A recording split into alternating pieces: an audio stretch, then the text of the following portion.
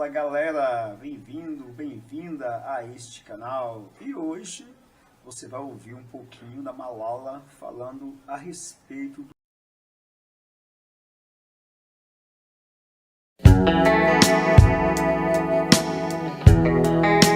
academically, professionally, personally? My own goals, this is a hard question because, in COVID times, it has really slowed down things for us.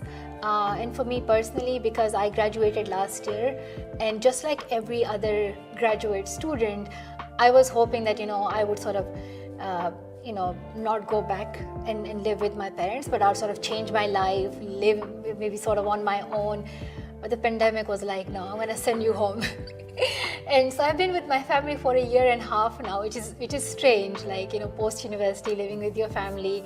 But I love it at the same time. I don't have to worry about making breakfast for myself or my laundry or anything else. Everything is done for you. Like, your parents just look after you and they treat you like a kid forever. Even though I'm 24, like, they still treat me like a kid.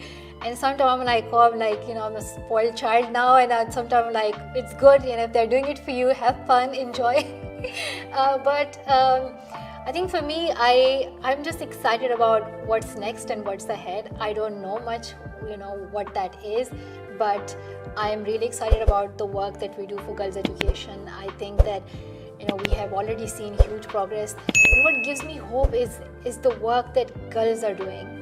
We see girls activists around the world. They are challenging gun laws. They are talking about climate change. They're telling leaders the truth. They're not scared of anyone. They're like, this is science. These are facts.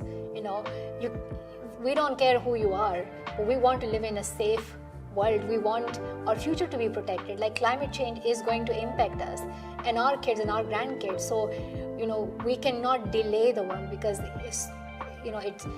because every day it makes things worse. So we have, activists like Greta, and when I see these, girls like Greta and Vanessa and so many others who are fighting for their rights, or fighting for clean air, or fighting for protection, for safety, for reproductive rights, and so many other things, like, that gives me hope. And so whatever it is in future, like, I'm excited for it. I want to see young leaders. I want to see these young women changing the world, and that shall happen. And I want to see it in every corner of the world. And in Brazil and in every place where we see young girls and young women, changing the world and making it a better place for all. How can we best prepare to have meaningful and successful careers?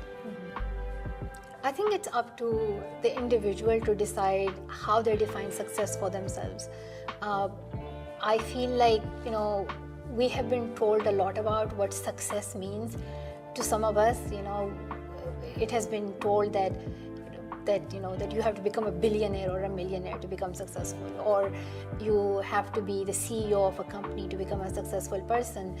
And somehow these are like sort of the concept that's have been floating around us about success. But I think for me personally, I think it's an individual's choice and it's an individual's decision. For me, when you define success for yourself, it's important that you see a purpose in that for yourself, that you connect to it, that you relate to it, and at the same time that you enjoy it, that you feel like it is part of you. It defines who you are. For me personally, like, when I look at a painting or some sort of, like, I listen to beautiful music, I'm like, this is incredible. I wish I could do that, and sometimes you're like, maybe I should give it a try, but I know I can't do those things, right? So for me, like, it's being in a place where you're actually good at those things, but also that you enjoy those things as well. So I personally stay away from things where I feel like they do not reflect me, and that is not me. I don't feel like myself. But yeah, like, I'm still, even though I have been doing the work in education for a long time, like, I can't believe it's more than 10 years. It's like a decade and a half. But I would still say that I do not have enough experience in sort of career building yet. And I don't know, like, how we are gonna define it for ourselves. Like, I don't know what career means for me in the next 10, 20 years. But I also don't feel the pressure to choose a career, which might be a good thing in some ways, because with this generation they feel like you can easily change your mind, the opportunities are there, the world is changing. Like, we didn't have social media, for instance, and today like social media has brought sort of new roles and new opportunities, and we see a lot more people like becoming entrepreneurs and really believing in themselves, and they want to become like business people, but at the same time they care about the environment, they want to become sort of responsible people in society. So I think it's important that you connect to the work that you are doing, and you feel like it's part of you and that you enjoy it. Malala, it has been an absolute pleasure talking to you today. We wish you the very best with your future. Thank you so much. It was so